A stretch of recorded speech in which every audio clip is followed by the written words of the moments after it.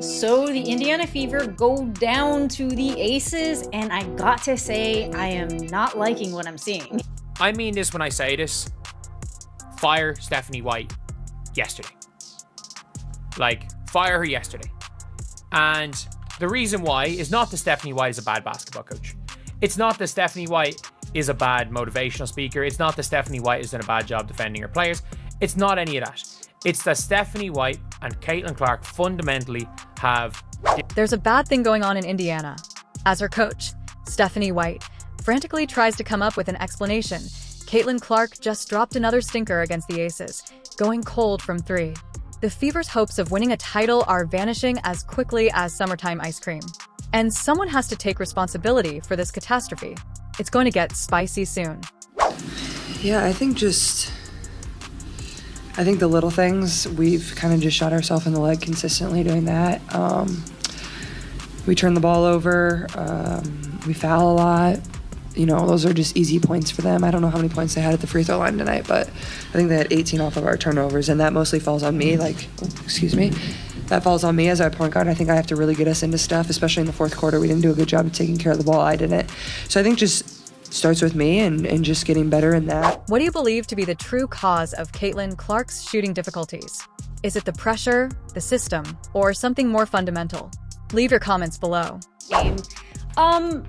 I have to say, I saw the same type of energy from Caitlin Clark that I have been seeing from her, or actually maybe just from the last game, but I saw her definitely having in the last game, and that was kind of a little deflated, kind of under baseline energy levels. She wasn't like really talking to anybody on the court. She wasn't showing much emotion, and this is, that is where Caitlin Clark shows all of her emotion. Well.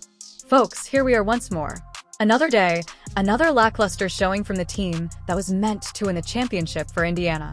The Las Vegas Aces just gave the Fever a reality check, defeating them 89-81 in what can only be called a masterclass in blowing a lead and simultaneously shattering the hopes of your fans. Unlike some of the justifications we're going to hear, numbers don't lie, so let's talk about them. Caitlin Clark's three-point shooting percentage was 1 for 10. 1 out of 10. It's not a downer in shooting.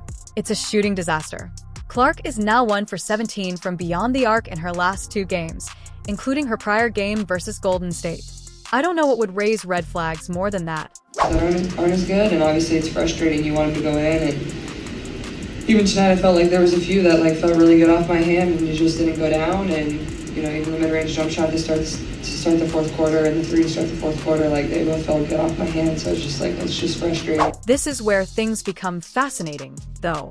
Stephanie White chose to play the blame game following this humiliating performance. And to her utter surprise, she is blaming everyone but herself. After the game, White stated, "I think the biggest thing is what we as a staff have to do to get her better looks, higher quality looks." Oh, really? Because you're the coach? Stephanie, as far as I can tell, getting your best player to look good is literally your job. Biggest thing is what we have to do as a staff to get her better looks, like higher quality looks. Every game plan is going to be to make her score inside the three-point line, right? And the different ways that they're going to do that: physicality, coverage, showing bodies, all the different things. And we have to do a better job of getting her higher quality looks. White said that every opponent's strategy will be to get her to shoot inside the three-point line as she continued her deflection tour, and the various methods they intend to use to accomplish that. Physicality, covering, body showcasing, and so forth. Coach, congratulations. You've just learned that teams do make an effort to protect their top player. That's revolutionary stuff. The boldness doesn't end there. White then had the audacity to declare, "Caitlin's shot doesn't worry me. Caitlin will have a flawless shot.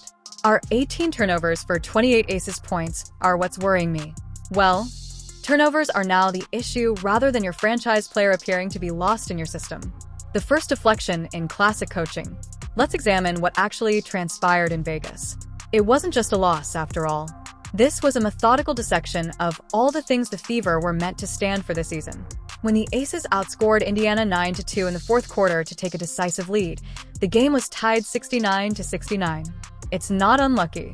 When it counts most, that is a bad execution. Now, that energy from Caitlin Clark is very different. It feels like Everybody on this team, like, I don't know, Dewana Bonner has been in her head. I think that it's showing that Caitlin Clark is in her head, and she's 23 years old, and she has the weight of the success of the WNBA on her shoulders. And, the Connecticut Sun game was very intense, so we can't assume that it didn't exactly have an effect on her, but there is definitely something going on. I know she's also been coughing a lot, like for a while, actually. So, all I would be saying are assumptions here, but the energy level that Caitlin Clark is exuding is a little worrisome. It could just be she lost 2 games in a row and she seems pretty... On paper, Caitlin Clark's 19 points and 11 assists were decent, but anyone watching the game could tell she was having trouble. She had 8 turnovers and made 7 of 20 field goals. Those figures don't reflect a player who is confident in her role or at ease in her system. When facing underperforming teams, A'ja Wilson did what great players do. She assumed control. Wilson was one of 5 aces in double figures with a score of 24 points. This is the difference between pretenders and contenders. Real champions rise to the occasion when the stakes are high. Unfortunately, the Fever took a step back. Let's address the motion offense that Stephanie White is adamant about pursuing, though. For Caitlin Clark, this system works about as well as a chocolate teapot. When given the opportunity to create and in pick-and-roll situations, Clark excels in transition. Rather, White has her pacing screens as if she were trying out for a Basketball the Musical community theater play. The fact that this is Clark's second season in the league rather than her rookie season is the most annoying aspect. She shouldn't appear to be learning basketball for the first time. Instead, she should be building on the foundation from the previous year. Instead of the current roller coaster of mediocrity, the progress slope need to be steep and upward. And because the health issues are genuine and having an impact on Clark's performance, let's treat them. She appears to be dealing with the aftereffects of the quad injury that took her out of several games earlier this season. It is evident in the way she moves. She is no longer blasting to the rim as she once was. And her shooting mechanics appear to be flawed. Everything else falls apart when a shooter's foundation is unstable. However, White continues to promote the same stale offensive methods rather than effectively controlling her minutes or modifying the system to account for her present physical condition. When someone tries to squeeze a square peg into a round hole and insists that the hole will eventually change shape, it's like seeing that. However, the wounds are more than simply physical.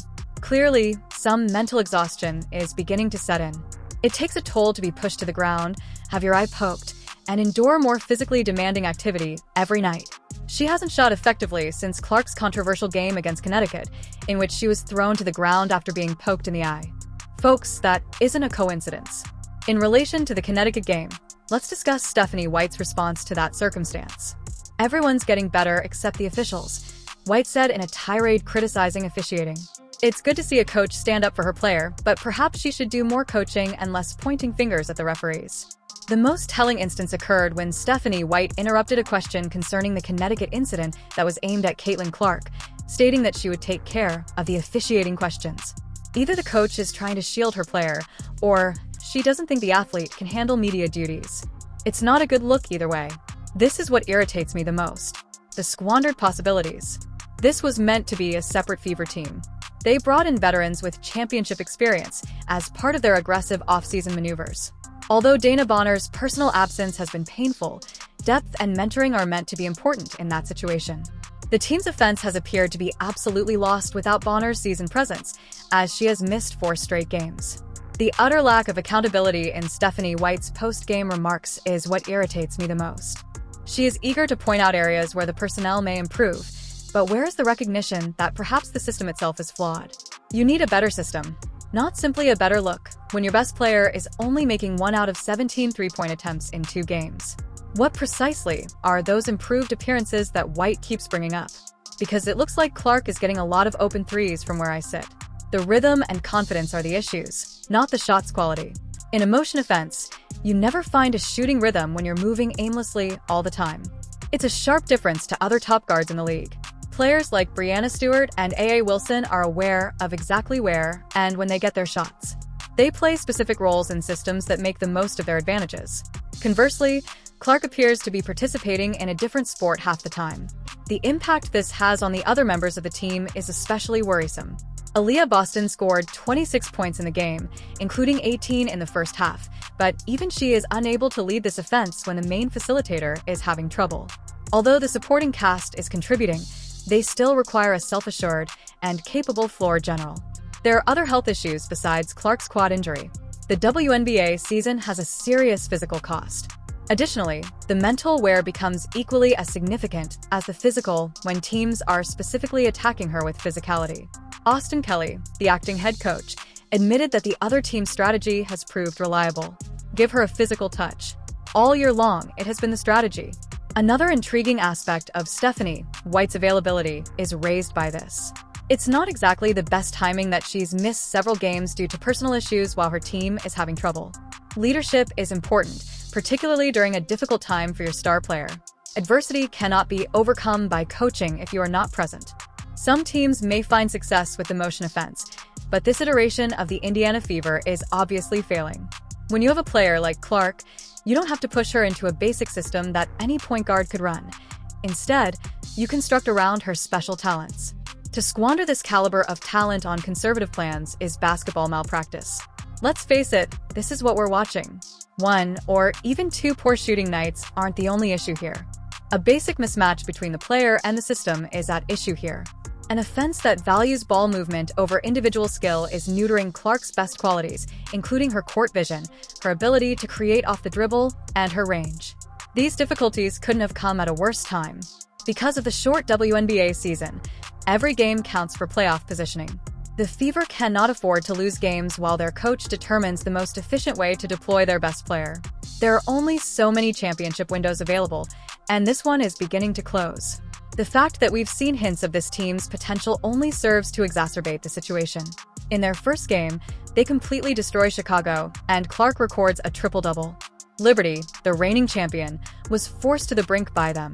There is no denying the talent, but the system integration and consistency are lacking. Instead of coaching to win, Stephanie White is coaching as if she's terrified of failing. When you have generational talent like Caitlin Clark, you don't play it safe with bland defensive systems. You push the envelope, you take measured chances, and you optimize what makes your team great. Instead, we're receiving basketball's version of elevator music. The bench productivity has been erratic, and that falls on coaching, too. The entire squad becomes uncertain when the players in your rotation are unsure of their duties or when they will receive meaningful minutes. There is more to chemistry than just the beginnings. It all comes down to having a unified team that knows how everything works together. Clark's assist numbers are still solid, which tells you she's attempting to make the system work. However, if the offensive movement is erratic and choppy, assists don't really matter. Excellent point guards can take over when necessary and make buckets for teammates with ease. In a system that doesn't facilitate anything, Clark currently appears to be more of a facilitator. It's also impossible to overlook the physical abuse Clark has endured this season. The authorities have not always protected her, and every side is aware that roughing her up is a successful tactic.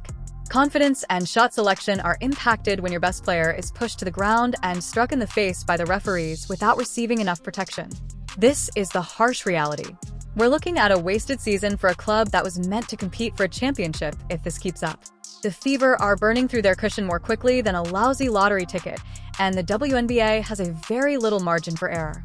Changes must be made immediately because this season is running out of time. Something has to give, whether it's changing the offensive scheme, better controlling Clark's health, or just acknowledging that the present strategy isn't working. Since the Indiana Fever are now headed more towards disappointment than championship contention. And considering the talent on this roster, that is totally unacceptable. At closing time, the Fever's championship window is shutting more quickly than a drive-through. In Indiana, something must give. What, in your opinion, needs to change first, the coaching, the system, or simply accepting reality? If you believe Stephanie White needs to improve, hit the like button and subscribe for more frank and brutal analysis of basketball.